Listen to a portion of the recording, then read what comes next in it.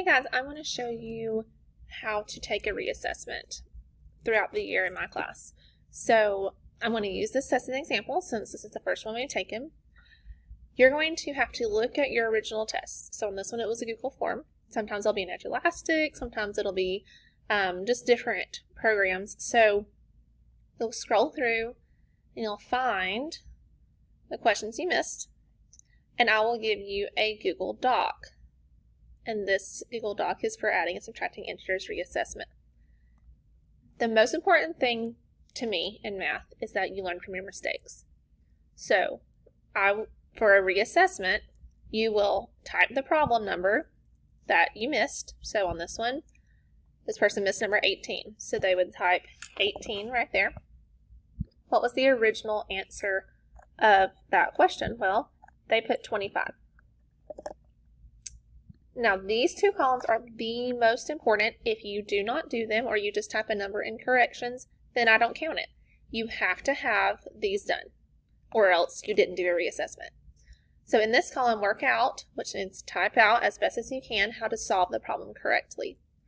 Well, I'm not going to do that on this one since this is part of your test, and I'm not going to give you the answer or how to work it out. But if you just put, the answer is negative 35.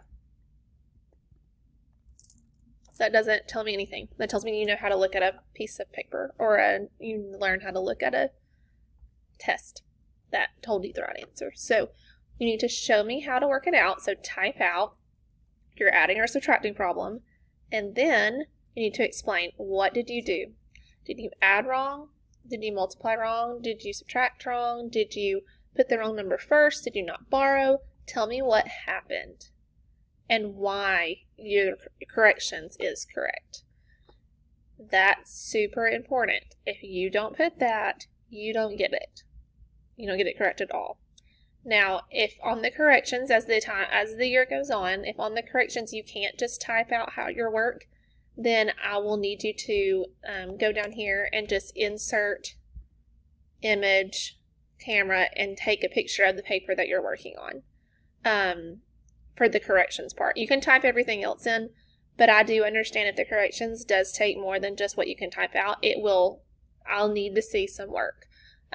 So just keep that in mind throughout the year. I'm going to leave this video up to show you what's expected, so you know that the rules and the procedures and how to do this.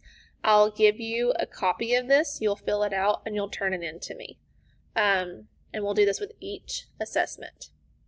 Your reassessment for this one will be due by, so you took it on Friday of last week, so it'll be due by Friday of this week. And then we will move on from there. Okay? Have a great day.